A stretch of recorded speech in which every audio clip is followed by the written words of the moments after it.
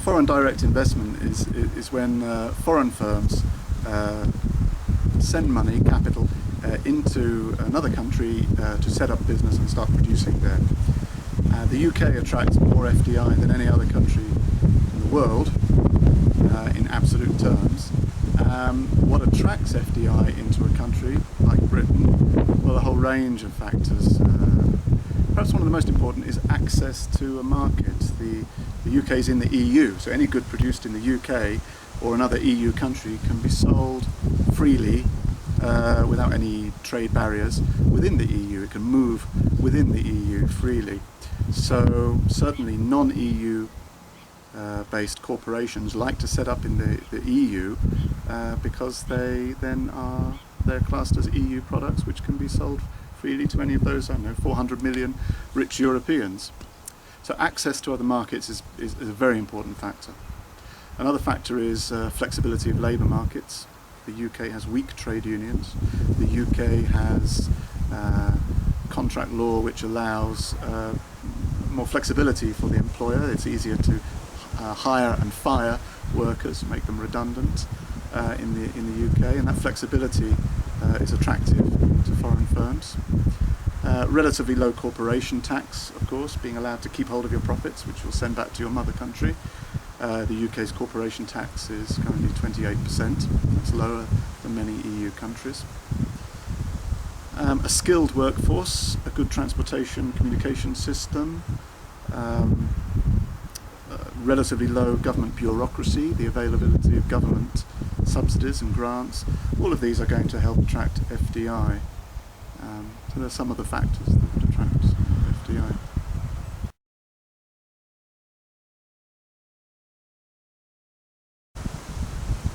How does FDI help? How does FDI help the host country? Well, assuming they're profitable, they're going to be paying tax, so the public finances are helped because there'll be corporation tax flowing to the state. They'll employ people, so there'll be income tax paid by employees to the state. That job creation is probably going to relieve unemployment, so the government is not going to have to be paying unemployment benefit, job seekers allowance, as much. And also the goods they're selling will probably be charged VAT, so people buying those goods are also going to be financing the government, again with VAT flowing to the government. Sometimes large-scale FDI, the training that the corporation provides for its workers delivers human capital into the economy. So there's a slightly more trained workforce who may then go off and use those skills in other parts of the economy.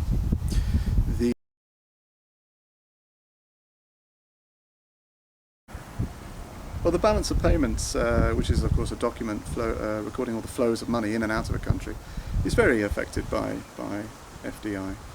I want to use the example of Nissan. Nissan set up a car factory in the north of England, in Sunderland, back in the mid-80s, and let's just look at the impact on the balance of payments from that example. When they first set up, they sent money in, capital in from Japan to set up the factory. That was an inflow money showing up on the capital account of the UK balance of payments. Once they start making cars and exporting those cars to the rest of Europe from Britain, that created an inflow of money on the current account, the trade of goods section of the current account, money flowing in from the sale of those cars. There was also a fall in imports because it was no longer necessary to import Nissan cars to the UK. British people buying Nissan cars didn't have to import them anymore. So there's a fall in the outflows on the balance of payments current account. I suppose if you look hard enough, you can find negative impacts on the balance of payments.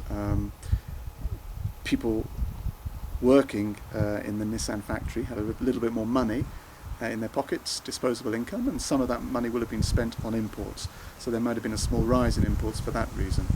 And of course, Nissan's profits, after they pay corporation tax, will have flowed out back to Japan, and that would also show up as an outflow on the current account. But on the whole, it's a positive impact on the balance of payments.